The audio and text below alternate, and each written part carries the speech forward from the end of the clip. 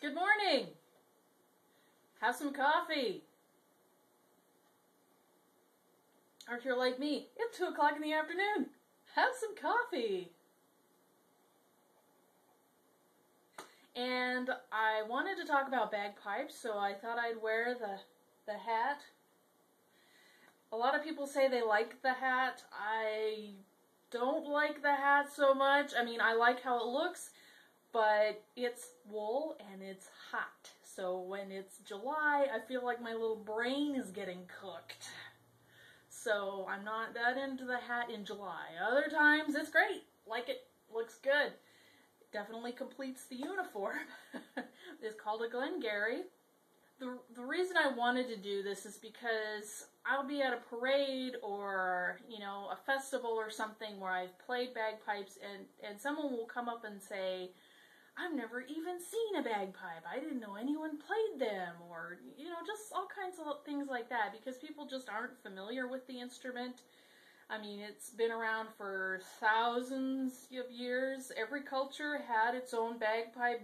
Granted, the kind I play is the Great Highland bagpipe, typically associated with Scotland. If you're out here, out west, back east, it's kind of interchangeably associated with Scottish or Irish culture.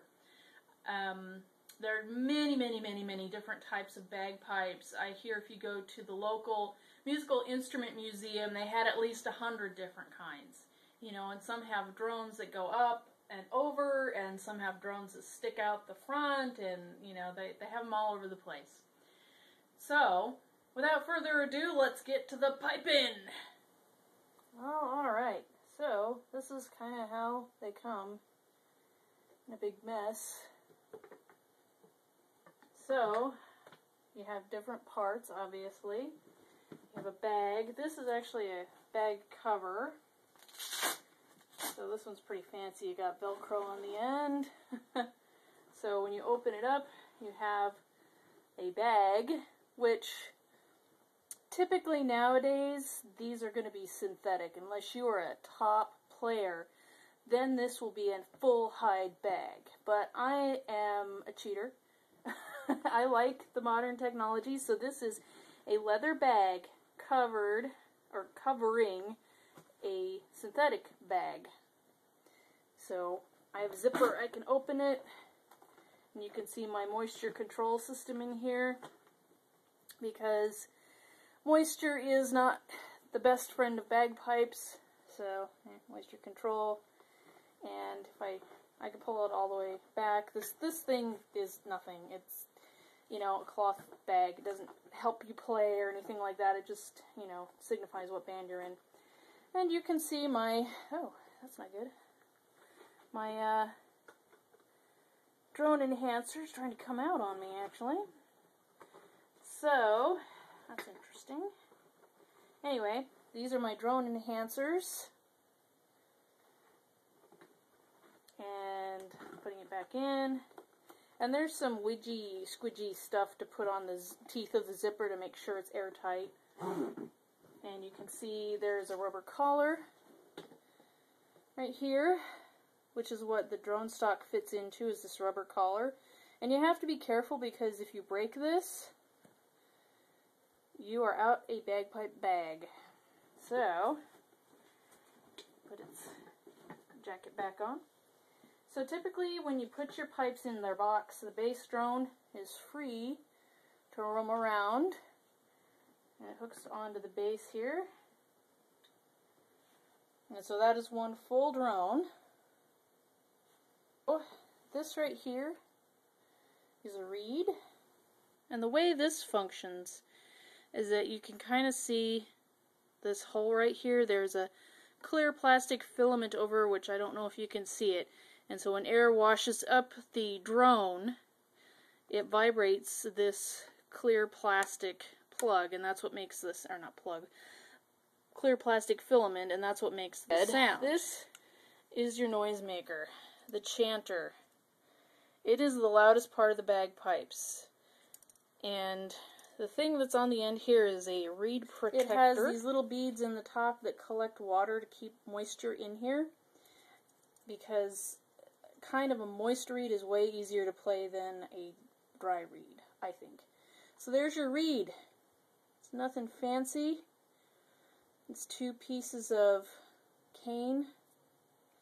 Maybe not cane. I'm not exactly sure what kind of wood that is. My phone is telling me to fuck off. Anyway, and these lips just clap together, and that's what makes the sound. So, and you can see there's a cork thingy to go on the other end of my chanter to keep moisture trapped around the reed. You don't want to take the reed and shove it in your mouth, because that's just bad. You get mold and crap on the end because you've got stuff in your mouth, and yeah, don't do that if you can help it. So there's your reed, and this is your chanter. And that's the big noisy part, but when you're first learning, you're going to have this practice chanter. And you're going to have this thing forever. You will always play this, but you're going to have this probably a year to 2 years before you ever, ever, ever touch bagpipes. So, that's that. And you may be wondering what these, you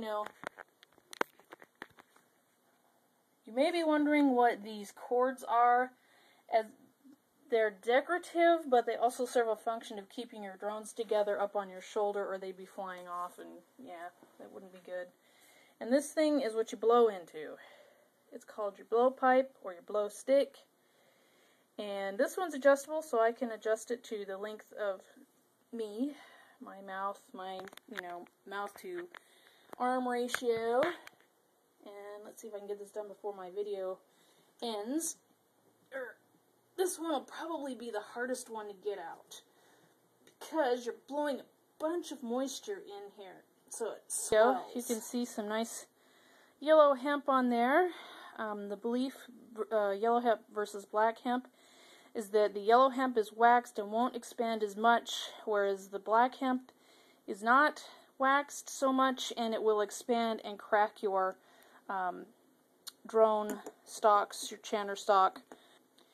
And this little white thing here, when I breathe into the pipe, it opens, but when I stop breathing, it closes, so the air can't wash back out into my mouth. Back in the olden days, and most of the old-timer pipers can stop the air with their tongue. I can't even imagine trying to blow and play and stop the air with my tongue. My chanter is plastic because if it was a wood chanter, it's going to have a different tonal quality than, say, the next chanter. So even if chanters are made out of the same block of wood, they're going to have a different tonal quality. So with plastic, you could be assured of having the same tonal quality. And when you're in a band, you all want the same tone. If you're competing solo, then you don't necessarily need to have the same tone. So that's the big mess that are bagpipes. So, as you can see, this is a complicated instrument, and there's a lot of things going on. And when you're playing, there's a lot of things going on. This is why it's a very challenging instrument to play. You want to get a piper for your wedding, or your graduation, or whatever, pay them whatever they ask. They've invested thousands of dollars, maybe even millions, who knows?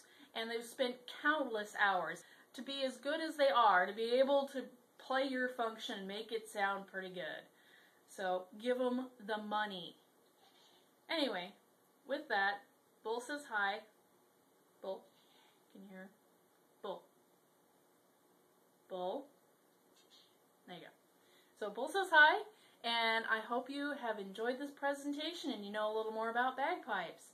And if you want to learn, I suggest you find a teacher. I cannot recommend more strongly anything than finding hopefully a good teacher, but find a teacher, because, they're going to listen to you play, and they're going to be like, you know what, those grace notes are off, you're not playing them in the right order, or, anything like that you can't hear yourself, because I know when I first started playing, I thought I was struck deaf, because I couldn't hear the nuances and things like that, and I still have trouble. Anyway, with that, have a great day, and I thank you for watching.